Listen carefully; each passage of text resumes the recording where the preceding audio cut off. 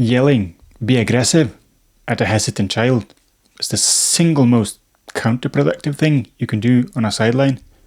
You think you're motivating them, but biologically, you're making them weaker. When you scream at a kid to get stuck in, you trigger a threat response. Their muscles tighten, their vision narrows, and their centre of gravity rises. You're literally coaching them to be knocked over. I get the frustration. I'm a dad and I'm a coach, and you see them pull out of a tackle and you think it's a mindset issue. You think they're being soft. But as a physio, I look at the biomechanics, and usually soft is just a lazy word for off balance and uncertainty. The problem is, most youth coaches don't know or care about this. They just scream, work harder, or get stuck in.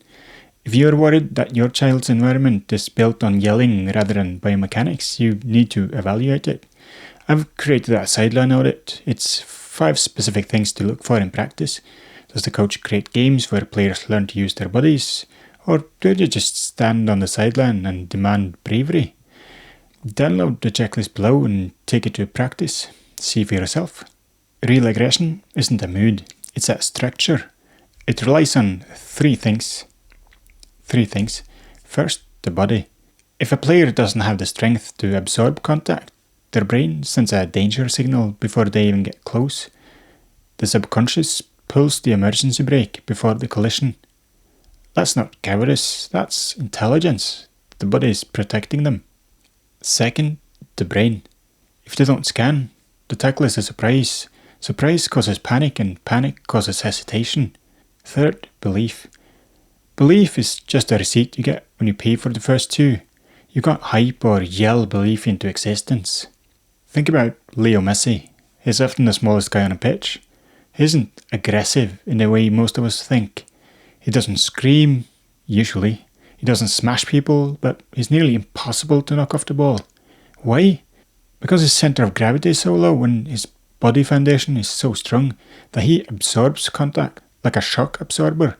He's also one of, if not the best, ever to see what's going to happen in the future, and as a result, he's never surprised. When you yell at your kid to be aggressive, you're trying to bypass the biomechanics and just use anger. It never works. Now, let me illustrate the physics of a tackle. The lower centre of gravity wins. Always. If you yell at your kid, they get anxious. When they get anxious, they stand up straighter to look for threats. They raise their centre of gravity. And by yelling, you're mechanically engineering them to lose the tackle. Build the body, train the eyes, and the aggression will follow. And if you want to know how to build that body without stunting their growth, that's what we cover on this channel. Subscribe so you don't miss it.